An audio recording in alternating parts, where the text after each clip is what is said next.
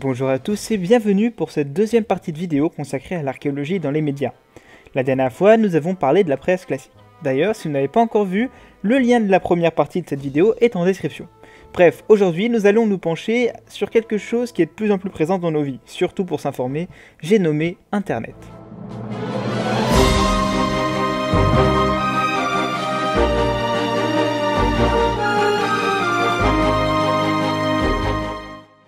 Quand on parle d'archéologie et de sa représentation dans les médias, il y a une facette de ce sujet qu'il faut évoquer, les théories du complot. Si les théories du complot sur l'archéologie ne datent pas de l'arrivée d'Internet, elles se sont clairement mises à être de plus en plus diffusées.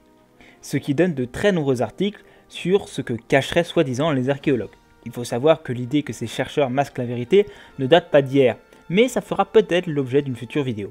Ici, nous allons nous pencher sur un article comme il y en a des milliers sur le net, qui me prétend que l'archéologie dissimule la vérité au grand public.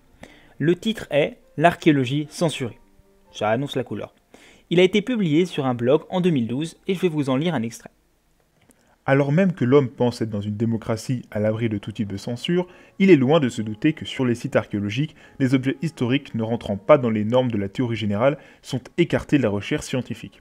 Il y a un véritable tri sélectif qui se fait presque spontanément par la communauté scientifique. Les anomalies historiques qui existent en abondance rentrent en contradiction avec notre vision du monde darwiniste du passé.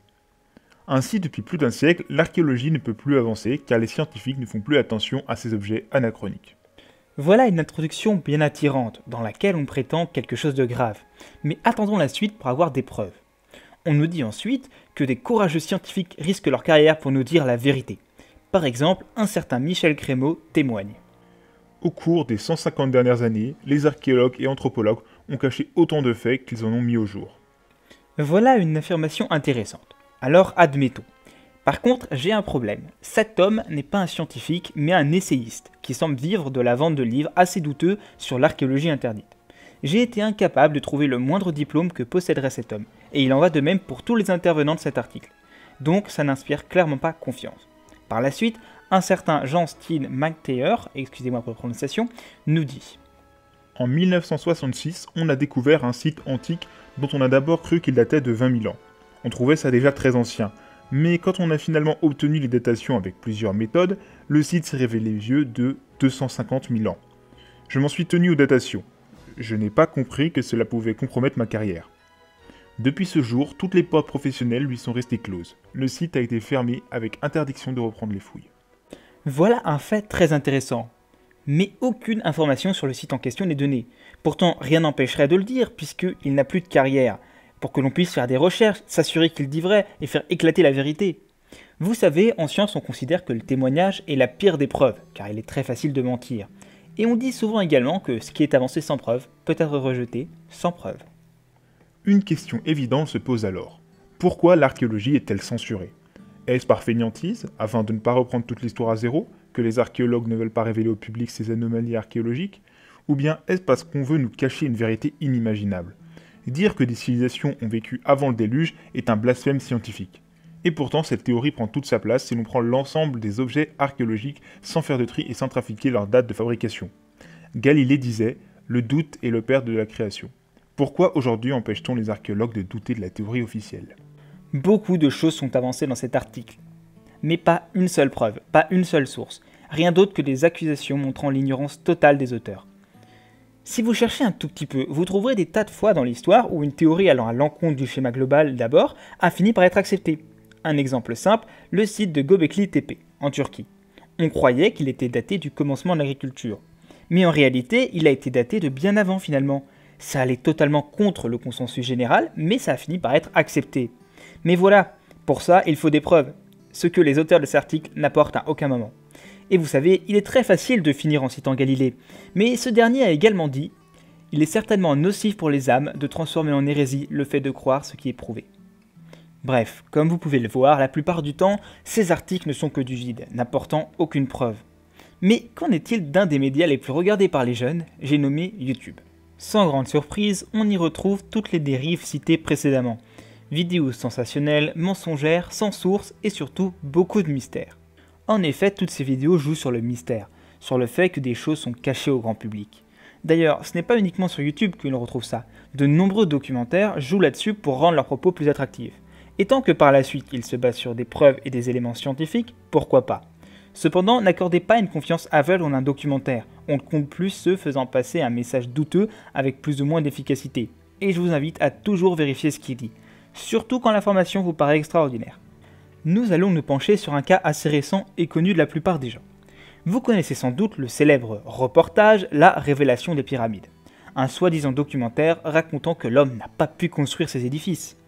Je ne prendrai pas le temps de démonter le film point par point ici, mais je vous mets un lien en description vers la vidéo de quelqu'un qui l'a fait, et qui l'a très bien fait.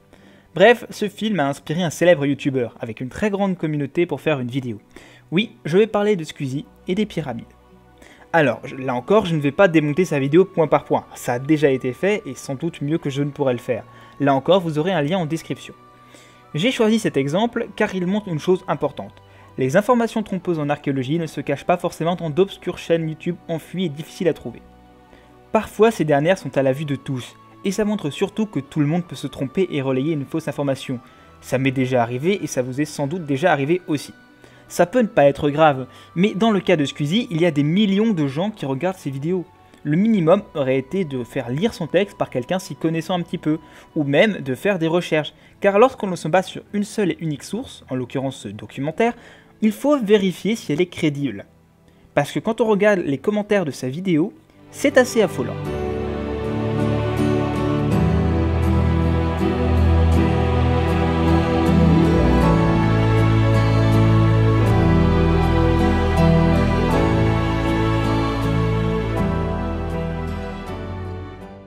Le problème est que non seulement la vidéo est toujours en ligne, mais surtout que la manière dont il a annoncé son erreur est selon moi très discutable. Il a certes précisé en description par la suite qu'il y avait bien des théories scientifiques et fait des excuses sur Twitter. Cependant, la description d'une vidéo et un compte Twitter sont bien moins regardées que la vidéo en elle-même. Elle a actuellement dépassé les 6 millions de vues. Autrement dit, imaginons que ne serait-ce que 5% des gens y regardés y croient et n'aient pas pu voir les excuses ou des gens qui ont expliqué les erreurs de Squeezie. Ça fait déjà au moins 300 000 personnes. C'est énorme. A mon avis, il aurait dû faire une vidéo expliquant clairement qu'il a fait erreur en donnant en passage de vraies sources, et cela a été l'occasion de parler sérieusement d'Égypte ancienne. Pour résumer, ce n'est pas parce que quelqu'un est connu qu'il ne fait pas d'erreur. Renseignez-vous toujours sur les sources, c'est le meilleur moyen de ne pas croire en n'importe quoi. J'aurais pu évoquer bien d'autres documentaires ou vidéos, mais il n'est pas impossible que cela fasse l'objet d'une série de vidéos dédiées au débunkage sur cette chaîne, donc je vais m'arrêter là pour l'instant. Après un tel discours, vous vous demanderez peut-être comment vous informer correctement sur le sujet de l'archéologie. Vous pouvez très bien continuer à consulter les journaux, cependant il faut penser à rester critique. Mais si vous êtes passionné par le sujet, il existe des revues mensuelles accessibles pour le grand public et très bien faites. Par exemple, le magazine Archaeologia sort tous les mois et informe sur les nouvelles découvertes de manière compréhensible et assez simple. Je ne peux que vous le recommander, je le lis régulièrement moi-même, il est très bien fait. Sur internet, il existe de nombreux sites pouvant vous aider à vous informer, notamment celui de l'Institut National de Recherche Archéologique Préventive, autrement dit l'INRAP. Leur site internet est vraiment bien fait, il permet entre autres de rechercher un site archéologique en particulier ou de se tenir informé sur leurs activités. Vous y trouverez même des petits quiz pour tester vos connaissances. Il existe aussi des blogs très intéressants, il n'est en effet pas nécessaire de juste se cantonner au site des institutions, car n'importe qui peut parler correctement d'archéologie à partir du moment où on cite des sources et qu'on se base sur des preuves. Ainsi, je vous conseille l'excellent blog d'Irna, que vous trouverez en description. Elle travaille à démontrer la fausseté des théories du complot de l'archéologie. Bref, vous le voyez, il y a des moyens de s'informer facilement. Mais même sur YouTube, vous pouvez trouver des chaînes sérieuses qui traitent d'archéologie, en donnant leurs sources. Vous trouverez à droite de ma chaîne une petite sélection non exhaustive de ces chaînes que je vous recommande. On peut citer Temps Mort, qui débunk des documentaires, ou Thomas Laurent, qui parle de sujets comme l'esclavage à la préhistoire. Mais je vais peut-être conclure la vidéo, car elle commence à être un petit peu longue quand même. Je pense que nous avons passé en revue assez d'exemples sur d'assez nombreux supports. Le but de cette vidéo n'est pas de présenter l'ensemble des manières dont les médias traitent l'archéologie. Cela représenterait un travail titanesque, presque irréalisable. L'objectif est de rappeler un certain nombre de choses. Premièrement, l'archéologie est une science. Cela signifie qu'elle se base sur des faits et des preuves. Ce n'est pas une discipline où l'on peut dire n'importe quoi sous prétexte que l'on n'a pas de certitude. Aussi, méfiez-vous des articles ne présentant pas de preuves ou ne faisant intervenir aucun spécialiste de la question qu'ils traitent. Deuxièmement, que cela soit sur l'archéologie ou sur un autre sujet, il faut faire preuve d'esprit critique. Exigez les preuves, vérifiez les sources et méfiez-vous des histoires sensationnelles. Il est important lorsqu'un sujet nous intéresse d'apprendre où et comment s'informer à propos de ce dernier. Et j'espère que cette vidéo pourra vous y aider.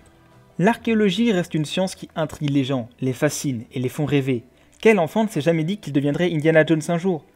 Il est important de gratter l'épaisse couche de clichés qui recouvre la discipline pour commencer à faire la différence entre la fiction, que dépeignent certains, et la réalité.